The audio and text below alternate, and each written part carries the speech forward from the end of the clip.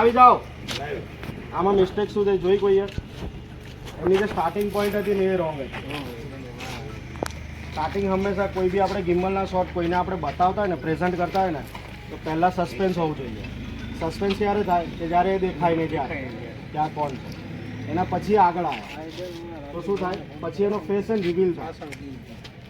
પહેલાં આપણે સસ્પેન્સ કર્યું પાછળથી શોટ લઈને કે આ કોણ છે, એના પછી આપણે એનો ફેસ બતાવ્યો.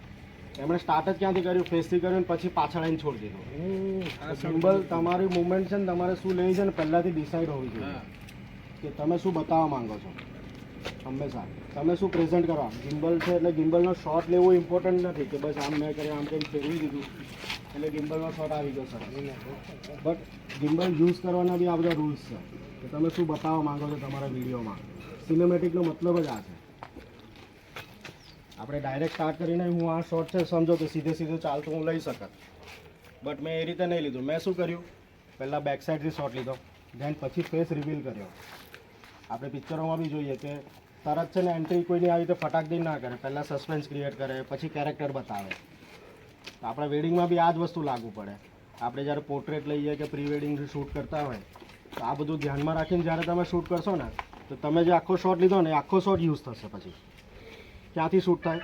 જ્યાંથી એનો ફેસ ના દેખાતો હોય ત્યાંથી લઈને આખો જે ટર્ન કરો એ આખો શોટ પછી કામ લાગે. બાકી શું થાય? એડિટર કશું નહીં કરે, સીધું આથી સ્ટાર્ટ થયું, આટલું થયું, બસ એ લઈ લીધું, પણ જે એની જે ફીલ ખરી ને શોટની એ ફીલ નહીં આવે. તો ગિમ્બલના શોટમાં આ છે. અને પહેલેથી એમણે જ્યારે સ્ટાર્ટ કર્યું ને તો પહેલાં આવ્યા, આમ જવાનું વિચાર્યું, પછી પાછા આમ આવ્યા. એમનું પહેલાંથી નક્કી નહોતું કે મારે કેમનું જવું છે. તો બીજી આ વસ્તુ કે જ્યારે બી તમે કોઈ શોટ શીખવાડો ક્લાયન્ટને, બરાબર, તો તમારી મૂવમેન્ટ પહેલાં દિમાગમાં ક્લિયર હોવી જોઈએ કે હું શોટ આવી રીતે ફરીને હું લઈ લઈશ, અને જ્યારે હું ફરીશ તો મને શું ડિસ્ટર્બ કરશે, શું નહીં કરે. બરાબર, આ બધું પહેલાં માઇન્ડમાં આપણું પતી જવું જોઈએ, હોમવર્ક થઈ જવું છે, પછી એમને કહેવાનું. તો શું થશે? તમારો શોટ બધા સારા થશે, રીટેક ઓછી થશે.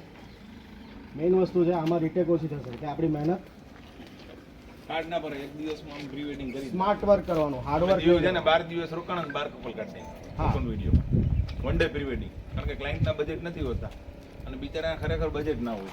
હવે કોઈ અમને એક્સપોઝિંગ દેતો હોય, અમે એને કહીએ ભાઈ અમે 2 દી રોકાવું તો એટલે અમે પાછું હળીમળીને કામ કરવાનું. મારી લાઈટ અલગ હોય, મારી લાઈટ અલગ હોય, અને એક દિવસમાં ફોટો અને વિડીયો બંને કરવાનું હોય.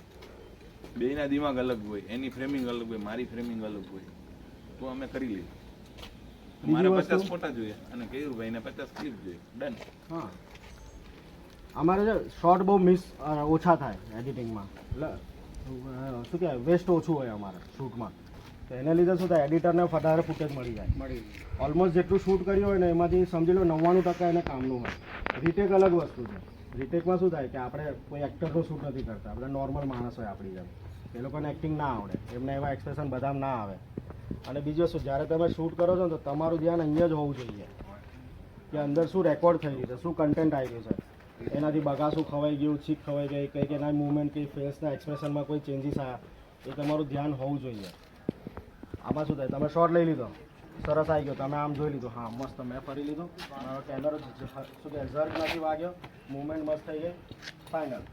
પણ પછી એડિટિંગ કરવા બેસે ને ત્યારે સ્ક્રીન પર ખબર પડે કે આણે આમ કર્યું, કે કોઈ બી એનું મોઢું એક્સપ્રેશન ખરાબ થઈ ગયું, તો એ આપણે શોટ ના વપરાય. અમે કેયુરભાઈ કેમ, અમારે બેંક સિનેમેટોગ્રાફર છે, અમે એને મોકલીએ ને કામ બહુ સારું કરે છે. આવું કન્ટેન્ટ ના જોઈએ. પણ એ લોકો શું કરે ખબર છે, ક્લાયન્ટને એવા થકાવી દે, કારણ કે એનું મગજ કેવું હોય, એનું કોઈ પ્રિપેરેશન જ નથી હોતું. મને કહું તું એને પ્રિપેર કરીને આવશો, અને ઓછામાં ઓછો એકને 110 વાર રિપીટ કરાવે. અમે શું કરીએ, ક્લાયન્ટને એકવાર એમને કરાવડાવી લઈએ વગર શૂટે, શૂટ કર્યા બીજી વગર વાર કરાવડાવીએ. એક વખત એમને બતાવી જેમ મેં કીધું ને, એક જ દે. વસ્તુ મનથી છે ને એની યારે એના દોસ્તાર બની જાઓ ને, એટલે શું થાય ખબર, એને ફિલિંગ એવી આવી જાય કે આપણે ફોટો વિડીયો નથી થતો. બાકી હું તમને અહીંયા ઊભો રાખું, હાલો પણ તમારો વિડીયો કરું, એટલા નર્વસ થઈ જાઉં કે આ ભાઈ કરે છે, હું આપણા ઉપર જ્યારે થાય ને ત્યારે આપણને ખબર પડે. ભાઈ આમ હાલીને દેખાડો તો હું તમને કહી દઉં, કેમેરાની પાછળ કામ કરવું ને એની સામે આવીને કામ કરવું ને બહુ અઘરું છે. મોડેલ બનવું ને બહુ અઘરું છે, એને કઈ આમ હાલ.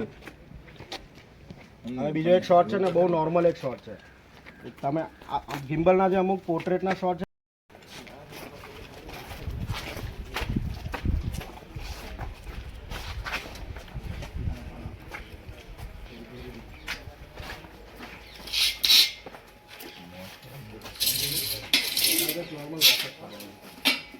મારે એમના પગનું શૂટ કરું તો મેં ફોકસ છે ને મારું સ્ક્વેર વાળું જ રાખ્યું છે, બિકોઝ અને મારું અપાર્ચર મેં કર્યું હતું F4 એટલે કર્યું કે મને વધારે સમજો બેઉ પગ છે, મને બંને પગ ફોકસમાં જોઈએ.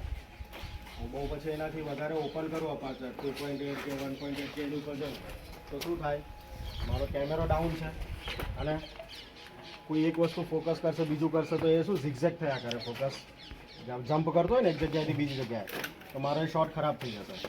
આ સમજો તો આ રીતે બી લઈ શકો છો, જસ્ટ ખાલી કેમેરો ડાઉન કરો, બરાબર.